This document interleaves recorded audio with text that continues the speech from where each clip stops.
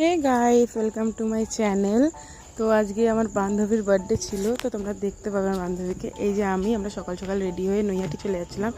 তো আমাকে কেমন লাগছে জানিও, একটুখানি ক্যামেরা ফ্লেক্স মারছিলাম, আর লোকটা কেমন লাগছে জানিও।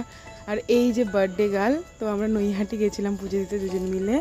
তো নৈহাটি থেকে পুজো টুজো দিয়ে চলে গেছিলাম আমরা আহারে বাঙালিতে। ওখানে গিয়ে কত খাবার অর্ডার করেছি তোমাদের দেখাবো। তার আগে কাকিমা বরণ করে নিল। এই যে সেই খাবার, এক টেবিল খাবার। এই যে বার্থডে লাঞ্চ, এটা বার্থডে ভোগ টাইপের কিছু ছিল।